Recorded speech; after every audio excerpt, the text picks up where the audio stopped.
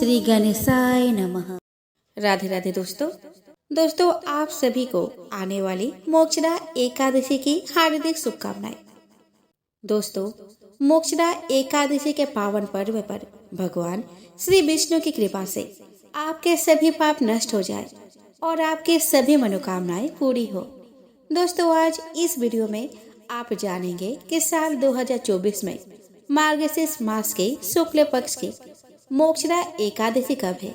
आप जानेंगे इसके शुभ मुहूर्त के बारे में, किस विधि से भगवान लक्ष्मी नारायण के पूजन करें ताकि उनकी आशीर्वाद हमें मिल सके, किस मंत्र का जप करें, पारण कब करें, इस दिन भगवान को किस चीज का भोग लगाए, तुलसी दल कब तोड़े और आप श्रवण करेंगे एकादशी व्रत कथा। तो चलिए दोस्तों, लक्ष्मी नारायण के चरणों का ध्यान करते हुए हम आज के वीडियो का शुरुआत करें। दोस्तों, हिंदू धर्म में एकादशी व्रत का विशेष महत्व है। हर महीने में 2 एकादशी व्रत रखे जाते हैं, पहला कृष्ण पक्ष में और दूसरा शुक्ल पक्ष में। हिंदू पंचांग के अनुसार मार्गशीर्ष माह के शुक्ल पक्ष की एकादशी को मोक्षदा एकादशी व्रत रखा जाता है। इस साल मोक्षदा एकादशी व्रत 11 दिसंबर को है। मान्यता है कि एकादशी व्रत करने वालों को पापों से मुक्ति मिलती है और अंत में वैकुंठ धाम को जाते हैं। मोक्षदा एकादशी को गीता जयंती भी मनाई जाती है। हिंदू धर्म में एकादशी तिथि अत्यंत शुभ मानी गई है। दोस्तों, एकादशी व्रत के लिए तिथि के प्रारंभ समय की जरूरत नहीं होती है। एकादशी व्रत की शुरुआत हमेशा सूर्योदय पर होती है और अगले दिन सूर्योदय के बाद समाप्त होती है।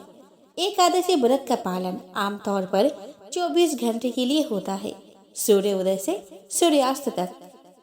हालांकि एकादशी व्रत करने वालों को एक दिन पूर्व शाम से ही अनाज का सेवन नहीं करना चाहिए, ताकि अगले दिन सूर्योदय के समय व्रत प्रारंभ करते समय पेट में अन्न का कोई अवशेष ना रहे। इस बार एकादशी तिथि 11 दिसंबर 2024 को सुबह 3:42 पर प्रारंभ होगी और 12 दिसंबर 2024 को सुबह 1:09 पर समाप्त होगी।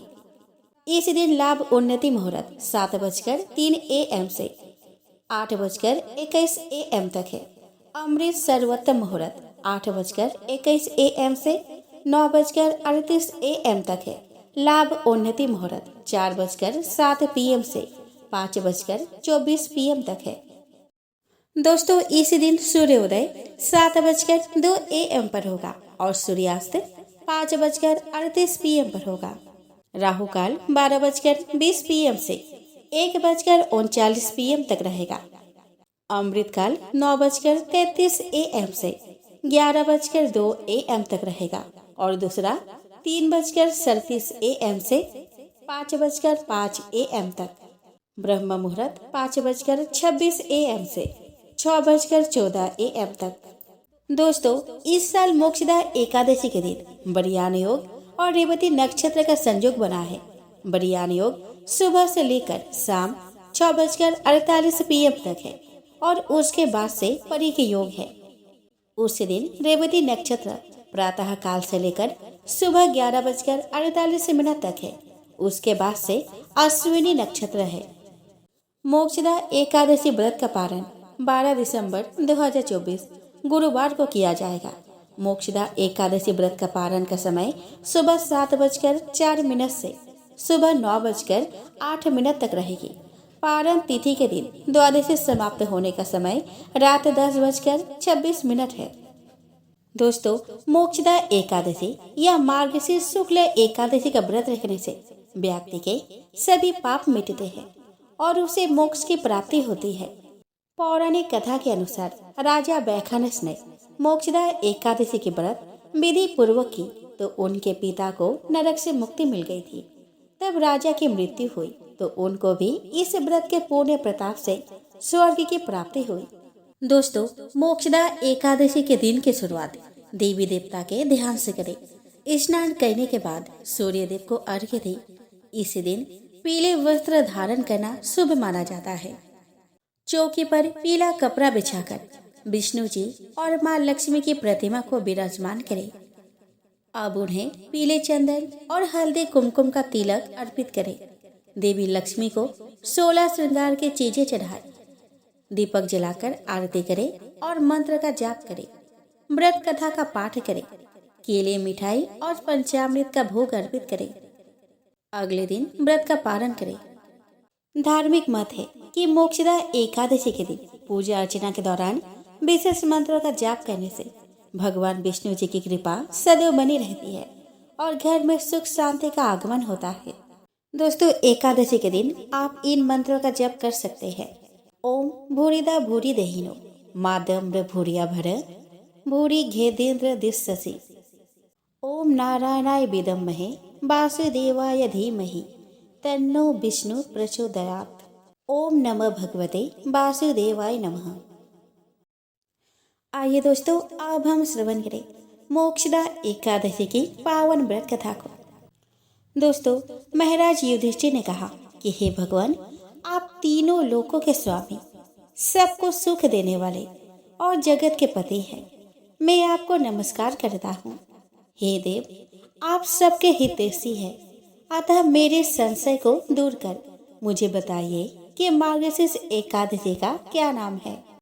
उस दिन कौन से देवता का पूजन किया जाता है और उसकी क्या विधि है, कृपया मुझे बताएं।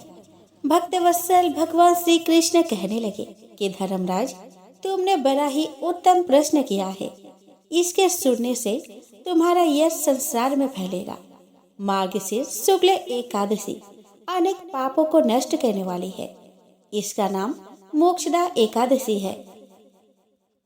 इस दिन दामोदर भगवान की धूप दीप नैवेद्य आदि से भक्ति पूर्वक पूजा करनी चाहिए। अब इस विषय में एक पुराणों की कथा कहता हूँ। गोकुल नाम के नगर में बेखानस नामक राजा राज्य करता था। उसके राज्य में चारों वेदों के ज्ञाता ब्राह्मण रहते थे। वह राजा अपने प्रजा का पुत्रवत पालन करता था। एक बार रात्रि में राजा ने एक स्वप्न देखा कि उसके पिता नरक में है। उसे बड़ा आश्चर्य हुआ। प्रातः वह विद्वान ब्राह्मणों के पास गया और अपना स्वप्न सुनाया। कहा कि मैंने अपने पिता को नरक में कष्ट उठाते देखा है। उन्होंने मुझसे कहा कि हे पुत्र, मैं नरक में पड़ा हूँ, यहाँ से तुम मुझे मुक्त कराओ। जब से मैंने ये वचन सुने हैं तब से मैं बहुत बेचैन हूँ। चित्त में बड़ी अशांति हो रही है। मुझे इस राज्य, धन, पुत्र, स्त्री, हाथी, घोड़े आदि में कुछ भी सुख प्रतीत नहीं होता। क्या करूं? राजा ने कहा कि हे ब्राह्मण देवताओं, इस दुख के कारण मेरा सारा शरीर जल रहा है। अब आप कृपा करके कोई तप, दान, व्रत आदि ऐसा उपाय बताएं जिससे मेरे पिता को मुक्ति मिल जाए। उस पुत्र का जीवन व्यर्थ है जो अपने माता पिता का उद्धार न कर सके।